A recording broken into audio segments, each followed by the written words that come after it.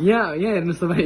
तपाईँले अघि नै मलाई भन्नुभयो जति हाइट बढ्दै त्यति वेट पनि बढ्छ मान्छेको अनि तराईमा आएर तेरो वेट घट्यो तपाईँले त्यस्तो भन्नुभयो अहिले चाहिँ एउटा क्वेसनमा आउँदाखेरि झापाको मान्छेको वेट चाहिँ सबभन्दा बढी हुन्छ हाइट माउन्टेनतिर चाहिँ कम हुन्छ भन्ने तपाईँले भन्नुभयो अहिले त्यो के चाहिँ सिकाउनु भएको अघि नै तपाईँले मलाई के सिकाएको भन्दाखेरिमा एउटा कन्डिसन सिकाएको हजुर वेट इज डाइरेक्ट प्रोफेसनल के हुन्छ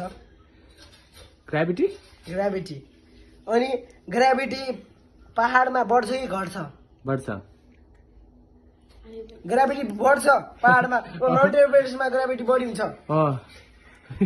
तपाईँले त्यही सिकाउनु भएको मैले त्यही ज्ञान लिएर म अहिले यहाँसम्म पुगेँ विजय साईका ध्यान विजय मैले त्यही ज्ञान लिएर यहाँसम्म पुगेको तपाईँले यस्तो मलाई किन सिकाउनु भयो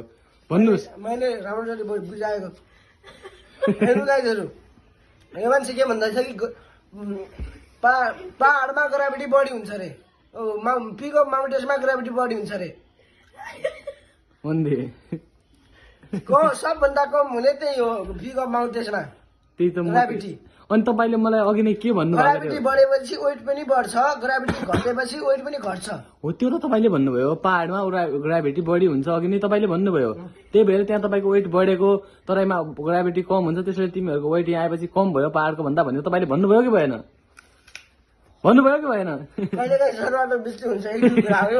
तपाईँबाट मिस्टेक किन अनि अहिले तपाईँ आफ्नो कुरामा जित्न खोज्ने अनि मिस्टेक हुन्छ भनेर पहिला नै भन्न सक्नुहुन्न तपाईँ मैले के भनेको ग्राभिटी जानेपछि वेट त भनेको